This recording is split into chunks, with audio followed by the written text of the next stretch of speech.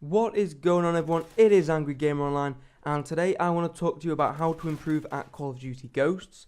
Now, some people who know me might say, well, what right do you have to talk? Because I only have a 1.5 KD and I'm not the best in the world. However, I want to look at where I came from. I came from having a zero point 0.6 KD at one point, like maybe a day into the game in terms of game time. And now I have a 1.5 KD, so I've improved an awful lot in Call of Duty Ghosts, so I think I do have the right to say, or explain to people how to improve a bit. So the first thing I want to talk about is awareness. This is the biggest thing that I've improved with, and that is being aware of where your enemies are. And the main way in which I do that is to use Amplify and use a gaming headset. If you don't use a gaming headset, I highly recommend it. They are so useful, not even an expensive set.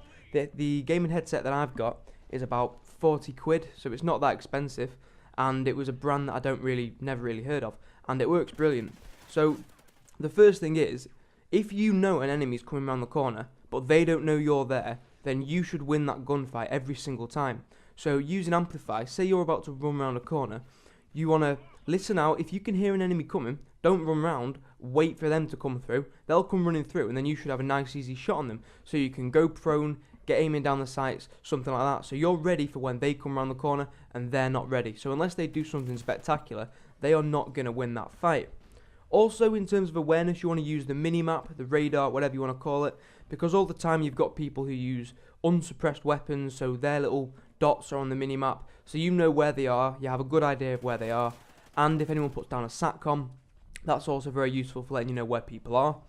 And also on the radar, the rule of thumb is wherever your teammates are, your enemies are not. So the enemies tend to spawn wherever your teammates aren't. So if you want to go to areas where enemies are, then go to the sort of areas where your teammate are not spawning, because you can see your teammates on the minimap. The next thing I want to talk about is map control. Now, this very much depends on the map and the gun that you're using. Now, depending on the map, I like to choose a couple of spots that I like and I can work well in. This isn't camping, it's just running around in a spot that you think is good. So an area of the map where you're getting good traffic and you've got reasonable cover and it matches the gun you're using. So if you're in a spot where you've got fairly long lines of sight, maybe you're using a sniper rifle or an LMG with a thermal scope, something like that. So basically make sure you work around in a spot that matches the gun you're using. So if you are using a gun that only really works at quite short range, maybe an SMG, then stick to the sort of areas of the map where you're likely to get short range kills, where you're likely to run into people at very close range. Now, that tends to work if you have good reactions. However, if you haven't got so great reactions, try and work in areas where there are slightly longer lines of sight, and you can use a gun such as the M27 or one of the other LMGs where you've got good range and you can outpower people at long range. The next thing I want to talk about is your aim. The aim is very, very important, because especially if you're both out in the open in your gunfight, and if the other player's got a better aim than you, then you are not going to win. Now, not many people know how to aim correctly. So the most important thing is that you can walk around with your crosshairs at about the right height that you think an enemy is going to come around the corner at. So whenever you come around a corner, you want to have your crosshairs pointing in the direction that you think an enemy is going to be. And then that means that as soon as you aim in, they are going to be about online with your crosshairs. And then once you've aimed in, you don't even want to touch the right analog stick. You want to use the left analog stick to move side to side. This is called strafing, and this basically means that you're a moving target. So you're much more difficult to hit, and you can use this to get your scope online with the enemy. And this basically makes it much harder for them to hit you, and makes it much easier for you to control when aiming. You can also use Stalker if you do want to move that little bit quicker, if you're not using an SMG or something. So yeah, the next thing I want to talk about is gun selection.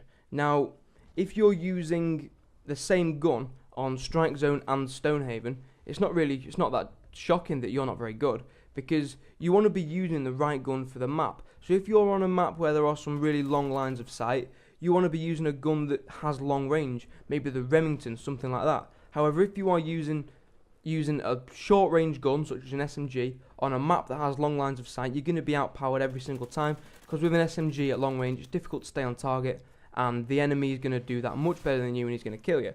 So If you're on a short range map, stick to SMGs, maybe assault rifles. Some assault rifles are good at doing sort of long range and short range, like the Honey Badger. However, if you want to maximise your chances of doing well on a game, like for me, on a map like Stonehaven, I use the M27 with a thermal scope. I love that gun, it is brilliant. And on a game like Strike Zone, I used to use the Bulldog a lot, but it's been nerfed a lot and I don't like it anymore. So I mainly use the MTAR or the Vector, and they both work really well on that map because you've got a high rate of fire, and they are both very good guns at short range. The next thing I want to talk about is attachments. It is very important to use the attachments that help benefit you. Now, depending on what you're lacking in your game, you should use attachments to help improve that. Such as, if you aren't very observant, try using a thermal scope or a tracker sight because they highlight the enemies for you. However, if you are observant, you don't really need to use them attachments. You can use other things. Maybe you're not the best at aiming, so use a foregrip or something. So just use attachments that are going to benefit you on that map with them guns. Now, I can't give you a definite way of improving like that because it's different for everyone. In the same way that you do with attachments, you want to use the perks that help benefit you and make up for the areas of the game that you're lacking. So if you're not very quick at reacting, you might want to use a perk like Ready Up, which allows you to aim in much faster after sprinting. So if you are the second best out of the two people shooting, then you've still got a chance of getting them.